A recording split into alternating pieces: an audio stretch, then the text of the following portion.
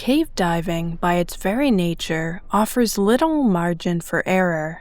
A sudden incapacitation in a confined, overhead environment, far from immediate assistance, can quickly turn fatal.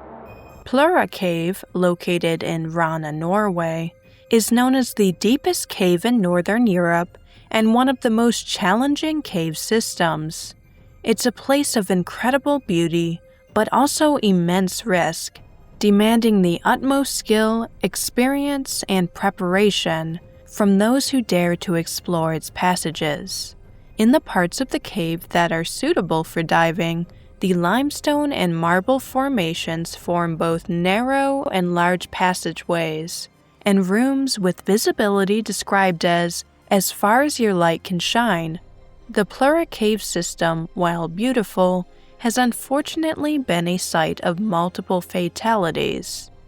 On April 3, 2024, Jared Hires, age 33, embarked on a dive in the Plura cave system. Jared was the general manager of Dive Right, a manufacturer and seller of technical diving equipment in Lake City, Florida. Dive Right was started by his father, Lamar Hires, and friend Mark Leonard. Jared began working for the company at an early age, helping apply stickers to products. At 14, he began officially working for Dive Right, taking calls and helping with sales. Jared was a highly accomplished and respected cave diver with years of experience navigating complex underwater environments. He spent his childhood exploring the depths alongside his father, sharing adventures and utilizing the latest diving technology. From breathing off his father's long hose at the age of 5 to becoming the youngest certified rebreather diver at 15, Jared explored some of the most challenging and beautiful underwater systems around the world. He became a scuba diving instructor at age 18. Outside of diving, Jared enjoyed riding motorcycles, spending time on the river, and cheering for the University of Florida football team. In 2014, Jared married his teenage sweetheart, Taylor, and eventually had 2 children. Jared Hires had dived Plura 2 years previously and was back at the location in 2024 as part of a team of 9 experienced cave divers of different nationalities. On April 3, 2024, a team of 3 experienced rebreather divers, including Jared, entered Plura. They plan to execute a checkup dive in preparation for a deeper dive the following day to confirm that all gear was in working order after travel. All 3 divers used equipment that they were familiar with and wore adequate thermal protection for the dive. One of the divers had also dived Plura before, while the 3rd diver had not. The 30-minute inward swim of the dive went well, with a maximum depth of 110 feet, and the 3 divers surfaced in a giant air chamber known as the wedding chamber. After a chat and confirmation that all their equipment was working, the team descended again to swim back out of Plura.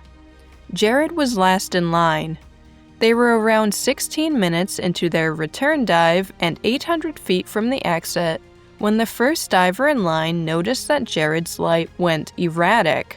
Jared's dive computer was later revealed to show a sudden descent from 82 to 95 feet in less than 20 seconds. Diver 1 quickly went to help Jared, who was actively seizing. Diver 2 headed out to get help. After unsuccessful attempts to get Jared to use the breathing equipment, Diver 1 proceeded to swim the still convulsing Jared toward the exit. After about 3 minutes, Jared stopped seizing, and Diver 1 tried to insert a regulator into his mouth again, but was unable to unclench his jaw, so the diver proceeded to swim Jared toward the exit. A diver at the surface was able to meet them close to the exit and assist in bringing Jared to the surface. CPR was initiated immediately, and oxygen and AED were ready within minutes after surfacing. Emergency services were sent to the scene. Unfortunately, all resuscitation efforts by the team at the surface and emergency services remained unsuccessful. Right after the incident, the diving community awaited details.